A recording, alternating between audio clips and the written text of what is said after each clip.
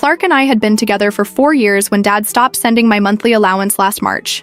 No explanation, just silence when I called asking about it. Clark noticed immediately when our lifestyle changed. We had been living comfortably in a 2-bedroom apartment downtown. I paid rent and most expenses with Dad's monthly transfers while Clark contributed what he could. We went out for dinner twice a week, took weekend trips, and never worried about money. When the money stopped coming, everything shifted. I started picking up extra hours to cover our bills. Clark suggested we find a cheaper place, but I refused to downgrade our life. I used my savings to maintain our routine while figuring out what was happening with Dad. Clark began acting differently almost immediately. He stopped suggesting expensive restaurants and started cooking at home more often. He canceled our gym membership and said we could run outside instead. When I bought groceries, he questioned every item that wasn't absolutely necessary. I thought he was being supportive and practical. Clark had always been good with budgets and planning. I assumed he was helping us adjust to temporary circumstances. I appreciated his efforts to make things easier. Over the following months, Clark became increasingly distant. He started staying out later and coming home without much explanation.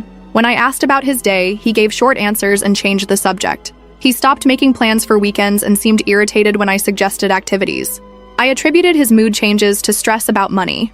We had both been working more hours and spending less time together. I thought once I figured out the situation with Dad, everything would return to normal. Clark just needed time to adjust to our new circumstances. In July, Clark started mentioning his coworker Avery frequently. She had apparently bought a new car and was planning expensive vacations.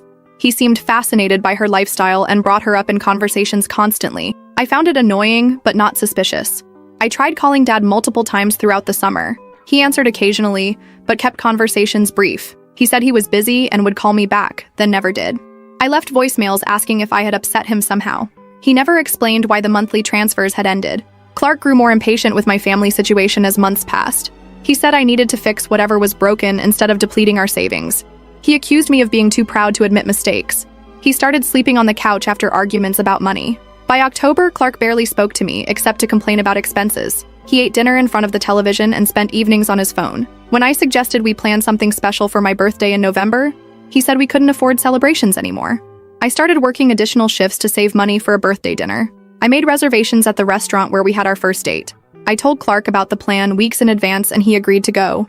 I was excited to reconnect and celebrate together. Saturday evening arrived and I waited at the restaurant for 20 minutes past our reservation time. Clark was never late for anything important. I texted asking where he was but received no response. The hostess kept checking if I wanted to order while other couples filled tables around us. His brother Thomas walked into the restaurant carrying his phone. He approached our table and set his phone down without greeting me. He hit play and Clark's voice came through the phone